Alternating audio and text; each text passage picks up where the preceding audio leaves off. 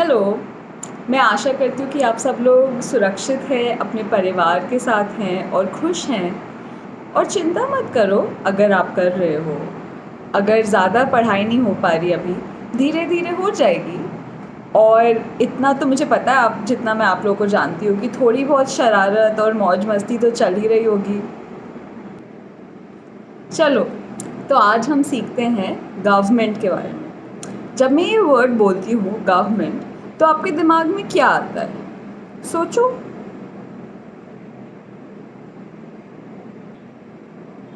Government हम एक ऐसे ग्रुप ऑफ पीपल को बोलते हैं जिनके पास देश चलाने का अधिकार होता है। The group of people who have the right to govern a country, that is what a government is. Government से आपको ऐसी चीज़ें याद आती होंगी जैसे पार्लियामेंट की बिल्डिंग, या फिर पिछला जो इलेक्शन हुआ था, या फिर शायद आपके पंचायत की भी याद आती होगी, है ना? तो गवर्नमेंट के बहुत सारे काम होते हैं, और गवर्नमेंट एक देश को चलाने के लिए एक काफ़ी महत्वपूर्ण उनका रोल होता है, इस ऑर्गेनाइजेशन का, इस संस्था का। एक गवर्नमेंट का करीब वो हर चीज़ में हिस्सा होता है, चाहे वो एक आपके घर के पास कोई बना रहा हो, या फिर पुलिस का कुछ काम हो, या फिर कुछ न्याय से रिलेटेड काम हो। दुनिया के हर देश में गवर्नमेंट किस रंग की होती है, किस तरीके से काम करती है, हर चीज़ अलग होता है।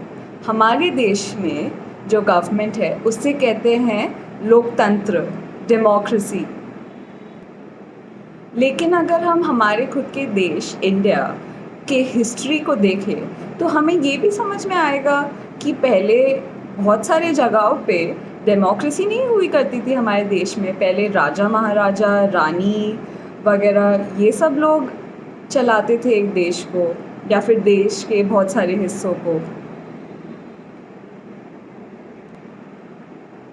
आज जो हमारे देश में जो जनतंत्र है या लोकतंत्र है, डेमोक्रेसी जो है, उसका एक सबसे महत्वपूर्ण हिस्सा ये है कि जो भी 18 साल से बड़ा है या 18 साल के एज का है लड़का या लड़की, जो भी हमारे देश का सिटीज़न है, वो गवर्नमेंट को चुन सकता है।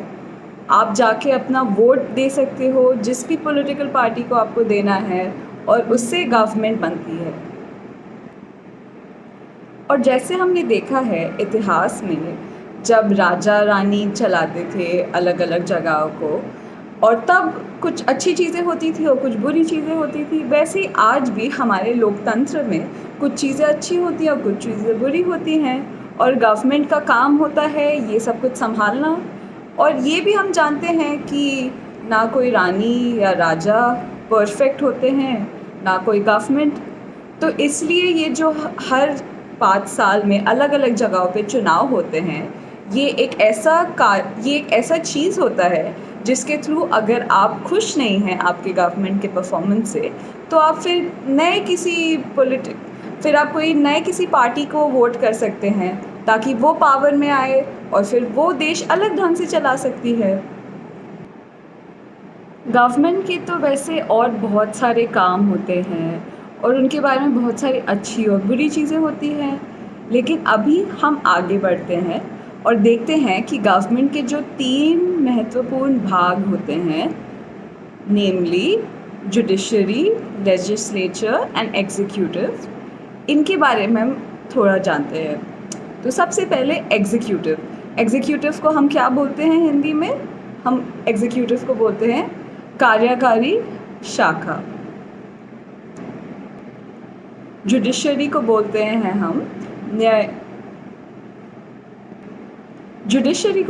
हम न्यायतंत्र, और लेजिस्लेचर को बोलते हैं हम विधेय शाखा। कार्यकारी शाखा या द एग्जीक्यूटिव बॉडी एक देश की हर दिन या फिर डे टू डे एक्टिविटीज़ का ध्यान रखता है। न्यायतंत्र एक देश के लॉ एंड ऑर्डर के बारे में ध्यान रखता है। और लॉ एंड ऑर्डर क्या होता है? न्याय से रिलेटेड जो हम रूल्स बनाते हैं। और कौन उसका पालन कर रहा है या नहीं कर रहा है। तो अगर कोई उसका पालन नहीं कर रहा है या फिर कोई कोर्ट जाना चाहता है तो कोर्ट जुडिशरी का हिस्सा होता है। और अगर किसी को ऐसा लग रहा है कि किसी और ने उनके साथ कुछ गलत किया है या फिर गवर्नमेंट को लग रहा है कि किसी ने उनके साथ गलत किया है या फिर किसी को लग रहा है कि गवर्नमेंट ने उनके साथ गलत किया है, तो फिर वो इंसान जुडिशरी के पास जा सकता है। और कौन बनाते हैं ये न्याय से रिलेटेड रूल्स या फिर किसी भी चीज़ से रिलेटेड रूल्स? इस गवर्नमेंट के हिस्से को, इस गवर्नमेंट के भाग को हम कहते हैं लेजिस्लेचर। ये लॉज बनाता है हमारे देश के लिए। ये हो गए एक गवर्नमेंट के 3 भाग या हिस्से, एग्जीक्यूटिव, जुडिशरी और लेजिस्लेचर। अब हम देखते हैं एक गवर्नमेंट के, हमारे देश के गवर्नमेंट के कितने लेवल्स होते हैं। पहला लेवल पे हम कहते हैं यूनियन गवर्नमेंट या सेंट्रल गवर्नमेंट। ये गवर्नमेंट देश के उन चीज़ों पे काम करता है जिसका संबंध पूरे देश के साथ है, सिर्फ एक स्टेट के साथ नहीं है, हमारे सोनीपत के साथ नहीं है, सावरपुर के साथ नहीं है, पूरे देश के चीज़ों का ये ध्यान रखता है। पूरे देश का सिर्फ एक सेंट्रल गवर्नमेंट है या यूनियन गवर्नमेंट है। अब आते हैं दूसरे लेवल पे। एक और लेवल गवर्नमेंट का जो होता है, जो सेंटर के नीचे आता है, इसे कहते हैं हम स्टेट गवर्नमेंट। स्टेट गवर्नमेंट जैसे नाम बताता है, हर स्टेट का खुद का स्टेट गवर्नमेंट होता है।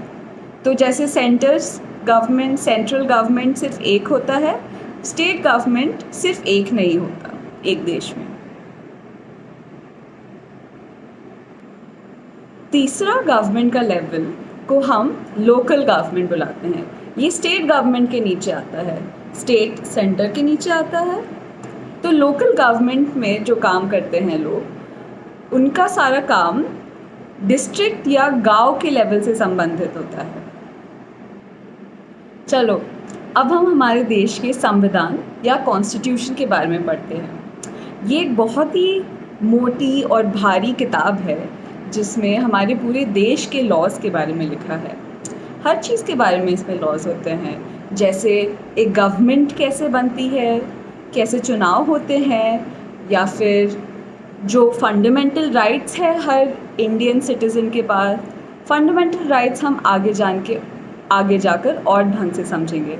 कुछ फंडामेंटल राइट्स का एग्जाम्पल है जैसे इक्वालिटी, समानता, या फिर सेक्युलरिज्म जो कहता है कि किसी भी धर्म के इंसान के साथ भेदभाव नहीं करना चाहिए।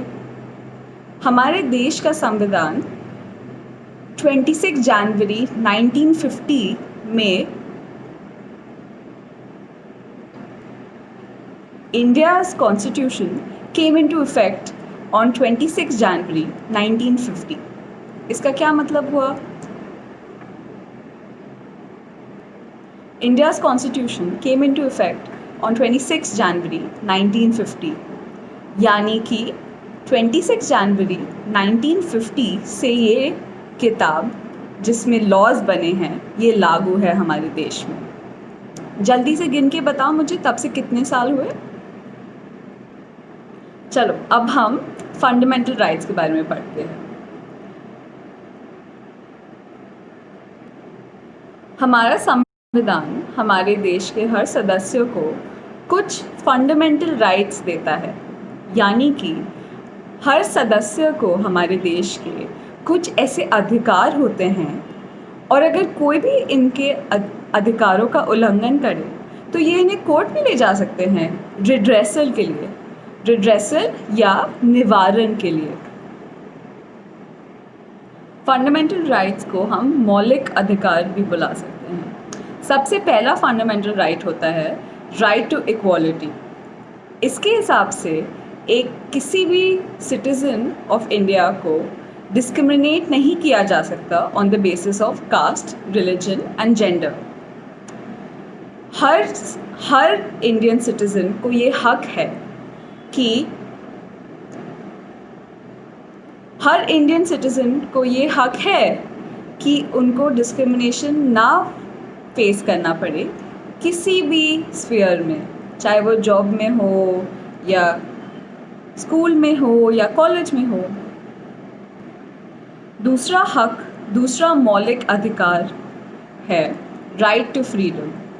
इस राइट के हिसाब से, इस अधिकार के हिसाब से कोई भी हमारे देश का सदस्य किसी भी देश के हिस्से में रह सकता है, पढ़ाई कर सकता है, काम कर सकता है, नौकरी कर सकता है या कर सकती है।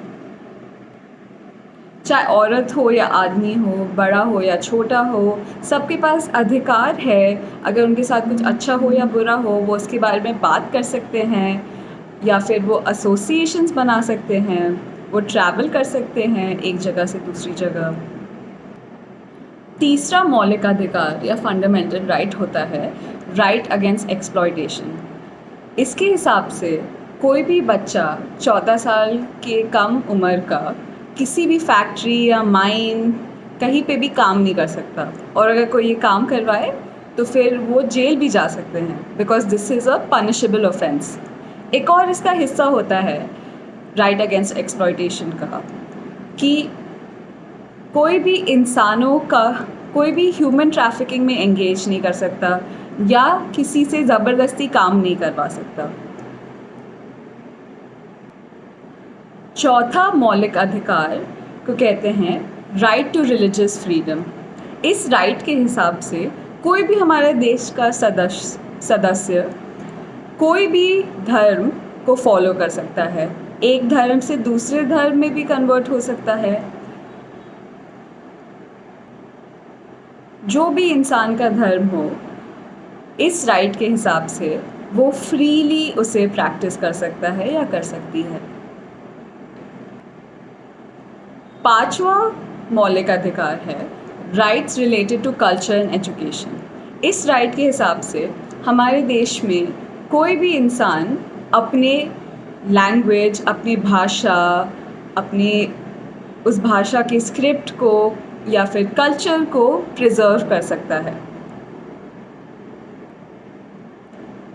छठा और बहुत सारे लोगों के हिसाब से सबसे महत्वपूर्ण फंडामेंटल राइट को कहते हैं हम राइट टू कॉन्स्टिट्यूशनल रेमेडीज़। आप लोगों को पता है डॉक्टर भीमराव अंबेडकर कौन है? नहीं? तो इसके बाद आप ज़रूर उनके बारे में भी यूट्यूब वीडियोस देखिएगा। डॉक्टर भीमराव अंबेडकर ने इस राइट को बुलाया था the soul and heart of the constitution. इस राइट के हिसाब से अगर हमारे देश के किसी भी सिटीज़न को ऐसे महसूस हो कि इससे पहले जो 5 फंडामेंटल राइट्स मैंने आपको अभी बताए, इसमें से किसी ने भी उनके अधिकार का उल्लंघन किया, तो फिर वो कोर्ट जा सकते हैं और ये मांग सकते हैं कि उनको जस्टिस मिले, ताकि उनको न्याय मिले, क्योंकि उनके फंडामेंटल राइट पे किसी ने एंक्रोच किया, किसी ने उनके अधिकार का उल्लंघन किया। इससे हम आते हैं इस वीडियो के एंड पे, और अगर आप अभी तक टिके हुए थे तो मुझे काफ़ी अच्छा लगा ये जानकर, और अगर नहीं तो कोई बात नहीं, आप वैसे भी नहीं सुन रहे ये वाला हिस्सा। इस वीडियो को एंड करने से पहले मैं बस आपसे एक चीज़ पूछना चाहती हूँ कि आप लोग के हिसाब से एक गवर्नमेंट का क्या महत्व होता है। प्लीज़ इसके बारे में सोचिए, अपने दोस्तों से बात कीजिए, अपने परिवार के सदस्यों से बात कीजिए, सबसे बात करके देखिए कि सबको क्या लगता है ये सब कुछ के बारे में। और ये भी पता करने की कोशिश कीजिए कि आपके आसपास कोई है क्या जो गवर्नमेंट में काम करता है, या फिर कोई सरपंच है, या फिर कोई म्यूनिसिपल कॉर्पोरेशन में काम करता है। और ये भी जान के देखिए कि उनका काम क्या होता है आखिर।